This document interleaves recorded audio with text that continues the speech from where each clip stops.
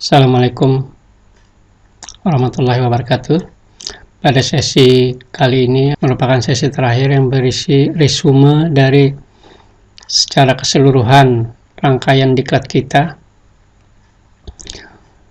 Tujuan pembuatan video ini salah satunya adalah untuk menjawab atau menanggapi semua yang ada di dalam forum diskusi tersebut.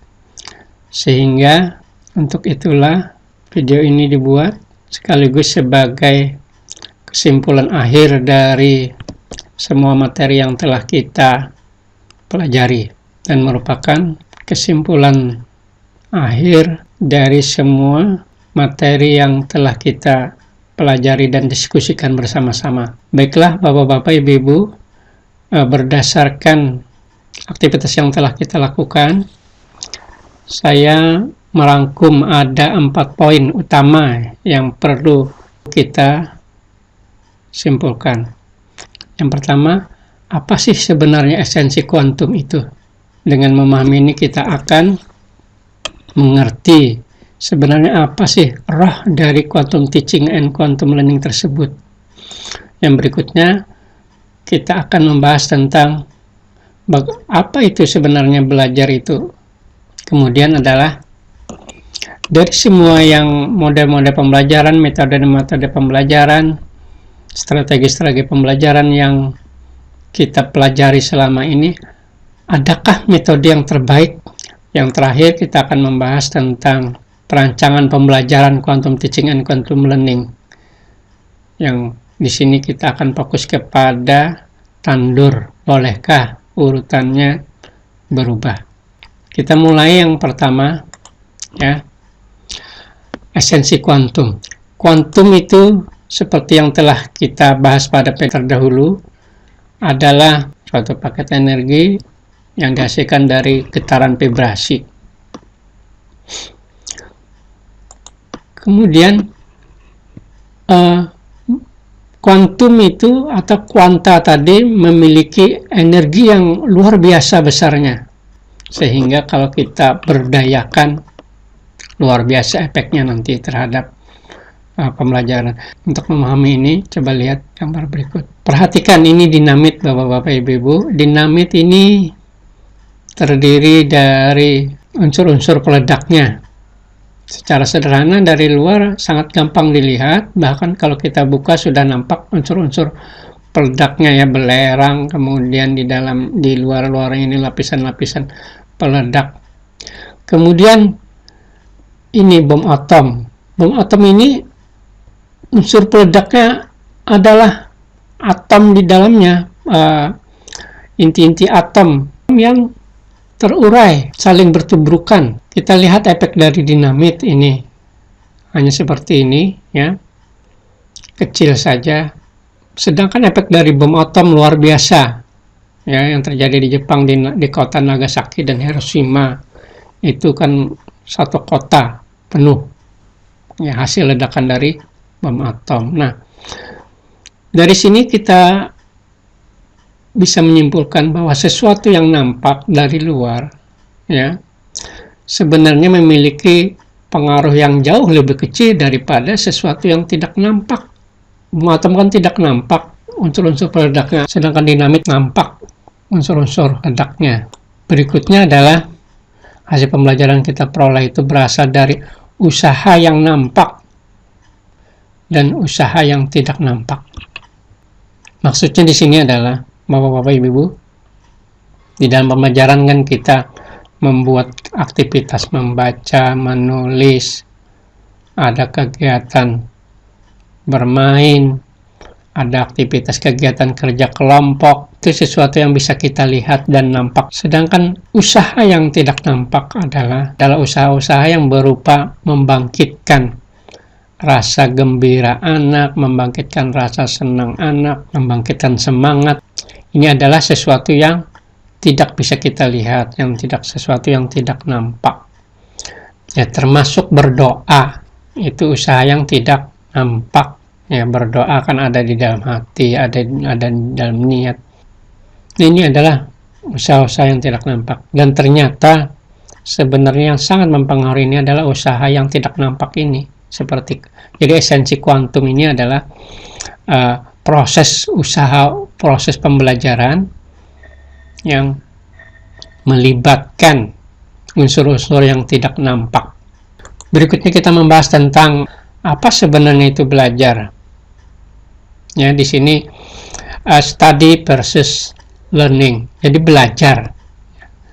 Study dalam bahasa Inggris dan learning dalam bahasa Inggris. Study itu artinya kita datang ke sekolahan secara fisik.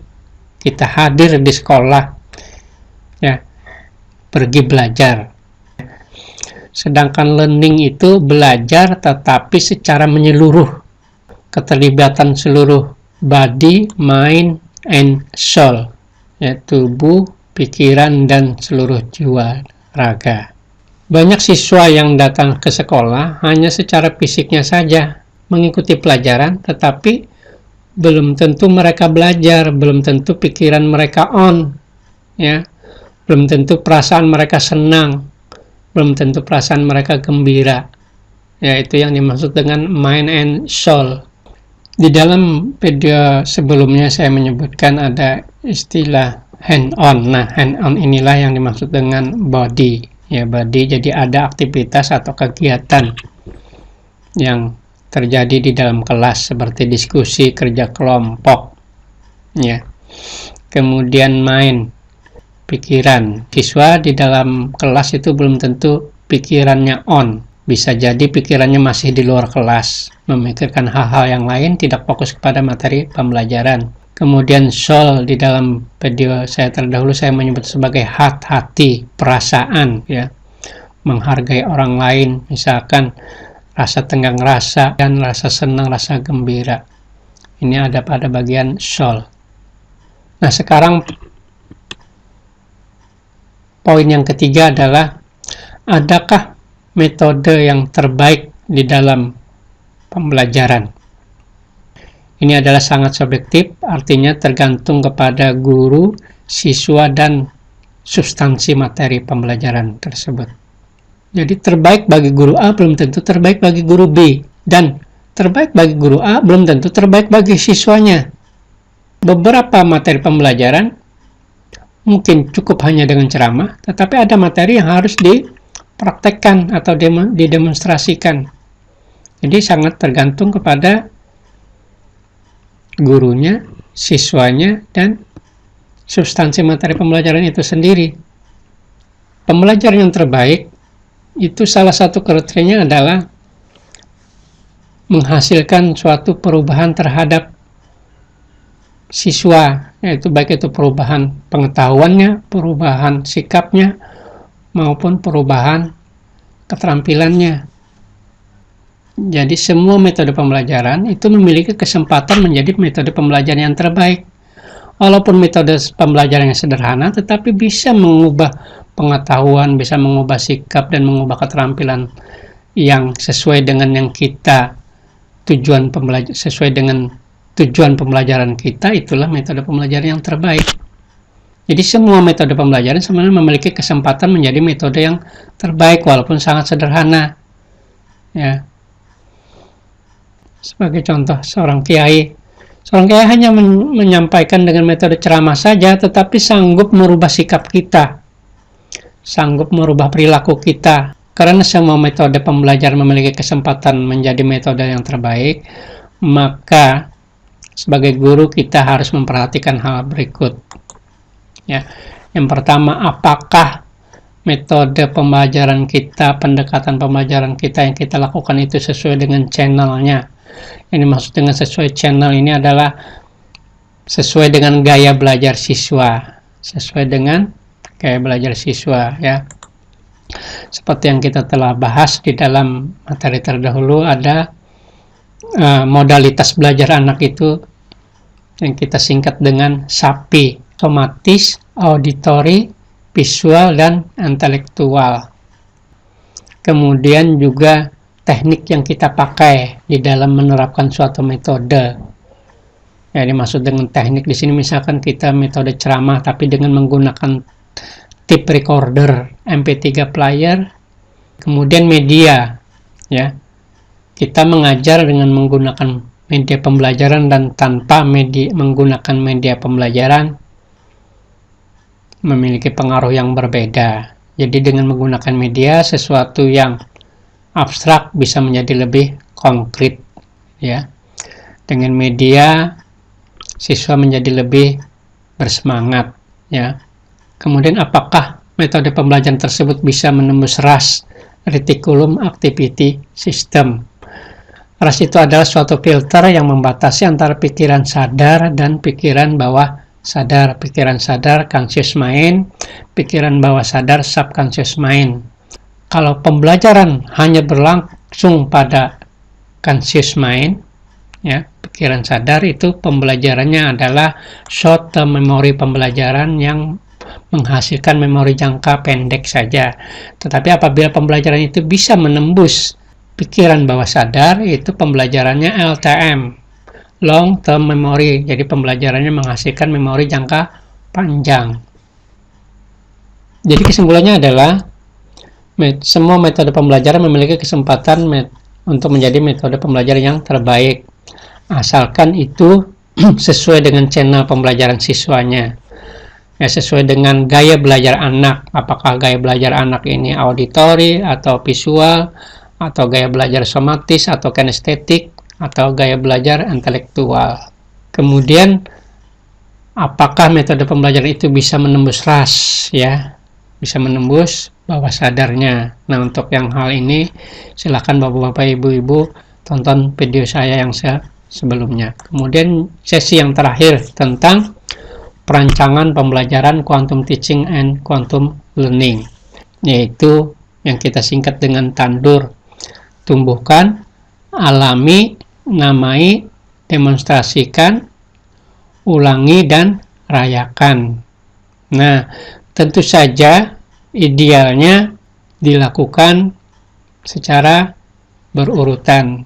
Dari tumbuhkan, alami, namai, demonstrasikan, ulangi, dan rayakan.